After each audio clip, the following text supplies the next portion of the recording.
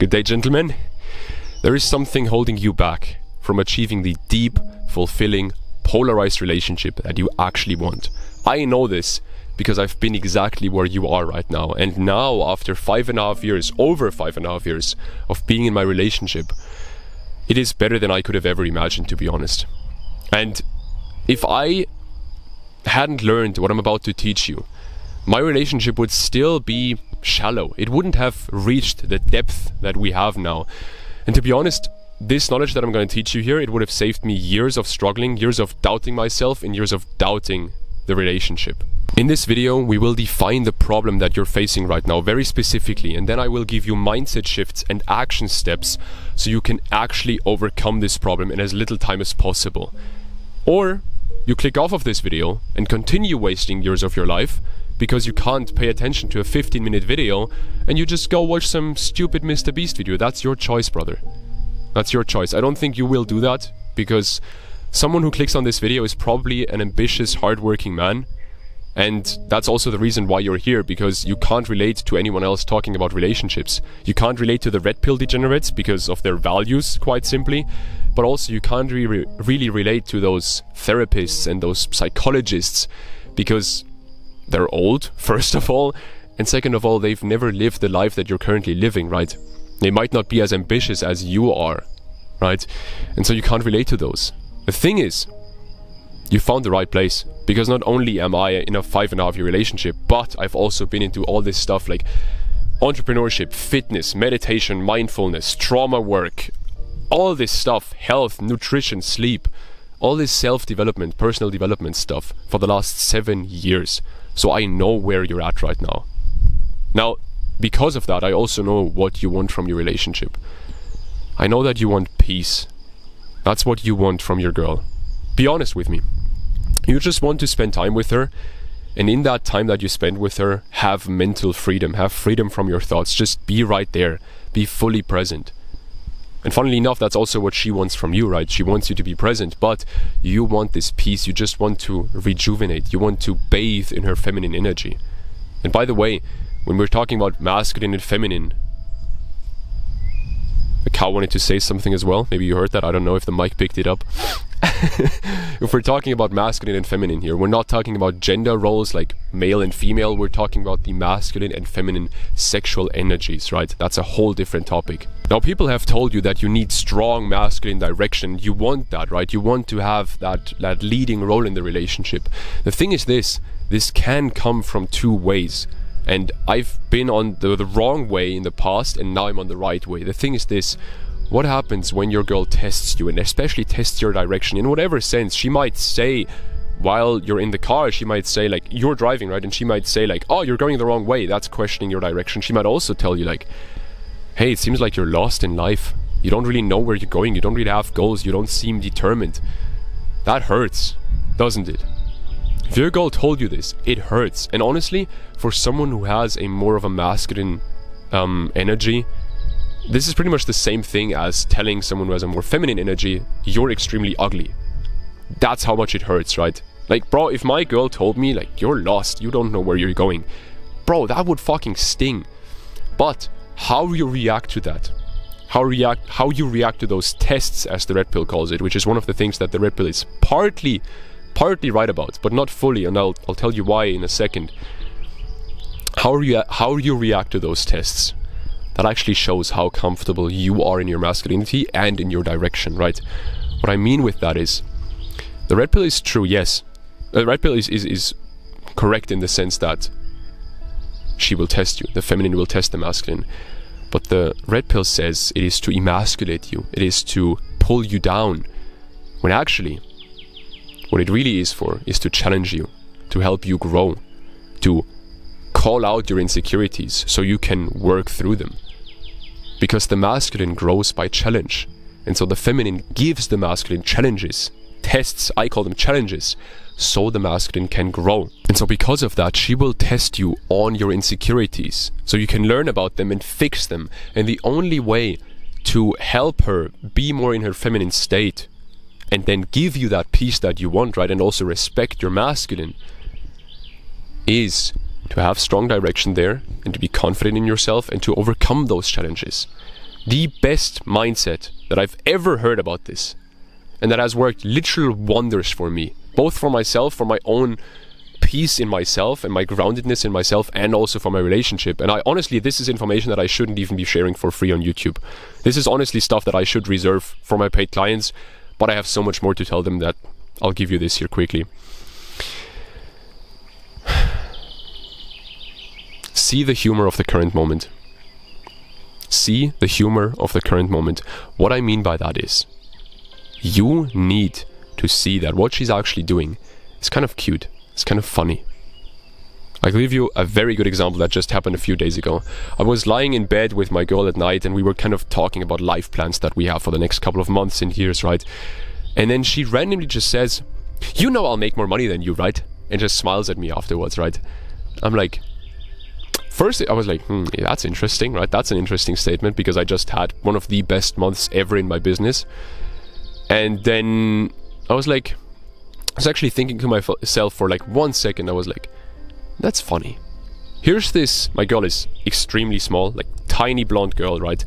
I'm like, okay, so here's this tiny blonde girl lying next to me, kind of cheekily saying to me, "I'll make more money than you." That's fucking adorable. That's the first thought that came to my mind. Not out of a disrespectful or disregarding way that she could make more money than me, but more out of a way of just like, that's cute, that's funny, that's adorable. So I just gave her a kiss and said, "Of course you will." Not out of a simpy way, but just out of a confident, grounded way, right? Of course you will. Knowing that I will make more. Nah, I won't call her out. She's probably gonna see this and be like, "No, I'm gonna make more money." But you get the point, right? I just reacted with humor. I saw the humor of the current moment, and then I reacted with humor. Everything was okay in that moment. Nothing already happened, right? She just called me out on an insecurity, because her family has way more money than my family has. And in the past, money was a topic that triggered me, right? Now it's not anymore, to be honest. Now, before we go even more in depth, if you like this video so far, you will love our free community. In there, you will learn even more about how to build a fulfilling, thriving, passionate relationship. And it's completely free. It takes 1 minute to sign up, 1 minute to sign up. So if you're interested, link in description, check it out. Like I said, the Masculine Growth Spike Challenge. But actually, that is not the only reason why I want my girl to call me out on my bullshit. Why I think it's good that she calls me out sometimes. Because people in a relationship who don't have disagreements, who don't call each other out, that's actually a very bad sign for that relationship. Because what it shows at the end of the day is a lack of trust. I want disagreements, because two people can never be on the same page on everything. You can be extremely compatible, like me and my girl are probably, like people would say that about us, but we still have things that we disagree on, just because we're two different humans. And if we get to a point where we can't voice those disagreements, if that's the case, man, then I'll be honest, that's a very bad sign. If she can't voice her disagreements, if she can't call me out on my bullshit, that just means she doesn't trust me enough to not leave her, or to not get rude, get like snappy back to her. And that's not a good situation to be in, because you need to call each other out. You need to just trust each other enough to call each other out and to help each other grow. That's what a relationship is for at the end of the day, in my opinion. Not just to enjoy each other's company, but also to help each other grow, right? And one good example of this is all these men who say, I don't want my woman to work. And I'll say my opinion on this later on in this video, because I think I have a quite interesting opinion on this. Because there's two ways to go about this. There's the one way that I also was kind of red-pilled in the past, I'm not gonna lie, even in my relationship still. And there I had this mindset, now I have a completely different mindset. I'll tell you why. At the end of the day, if you're in a situation in your relationship where you say she shouldn't work, she shouldn't have to work, all that stuff, that might come from love, it might also come from fear of losing her, making her dependent on you, right? Because if she can't make money by herself, she depends on you financially. What happens then is, first of all, yes, she might not leave you, might not cheat on you, whatever, but not out of love, but out of fear again, out of fear of not having that financial stability anymore, right? So the thing is this, what she will do, or what both of you will do, is you will build a dependence relationship, which is kind of the first out of 3 stages of a relationship. And that's the worst stage, obviously. That's the stage that is least fulfilling. Because yes, in that relationship you have a lot of polarity, meaning you have passionate sex, for example, you have a lot of attraction to each other, but you also have passionate fights. and you don't like each other, you don't like to spend time with each other outside of having passionate sex pretty much, right? Is that a good situation to be in? Probably not. Like, I want passionate sex, I want a wild love life, 100%, and I have that. But I also want that respect and that love. I want both. And so, for people who are in that situation, well, they get their woman into a situation often where the woman isn't comfortable, again, voicing her concerns and being honest and just being brutally honest with you. That's not a good situation to be in. So, do I want my girl to work? Well, yes and no. Because there's work and there's work.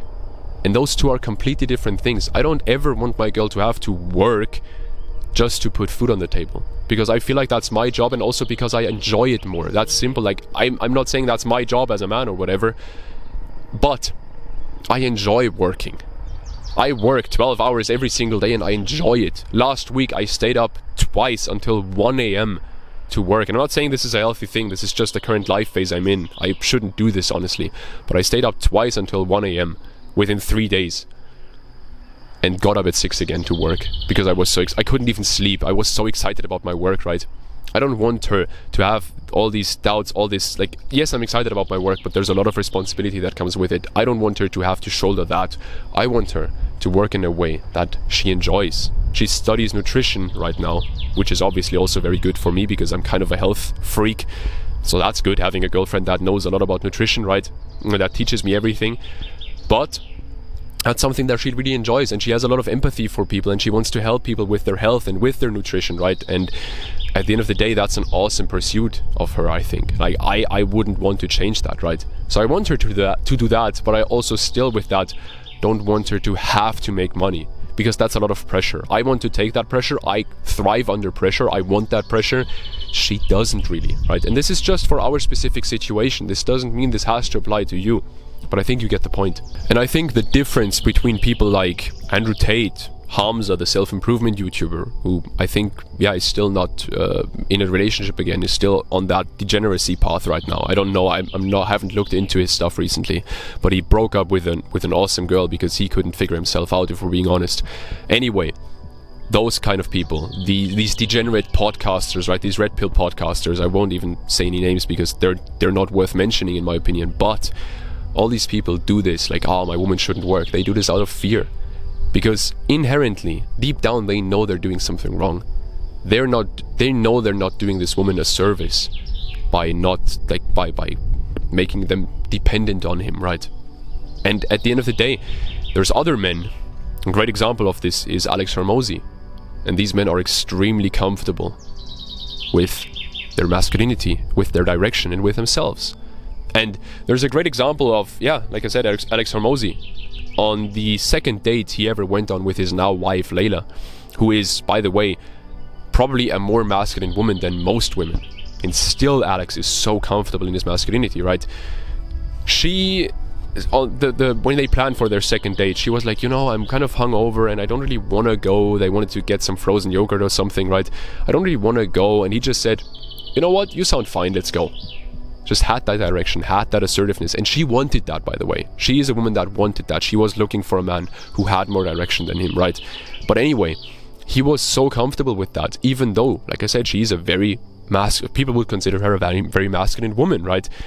And she's literally the operator of a huge fucking business, right? And he's more of the visionary in that business, which is interesting, right?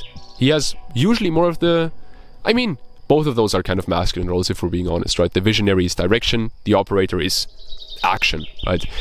But still, he's so comfortable in himself there that he doesn't need to lash out at her or kind of get insecure about stuff. He knows who he is, he knows where he's going, he enjoys going there, and that's why he's comfortable. Now, the next thing I'll mention here might sound like a paradox, but I'll explain it to you first, and then you will realize it's not. To become maturely masculine, to be grounded in your masculinity, you need to integrate both sexual energies, masculine and feminine.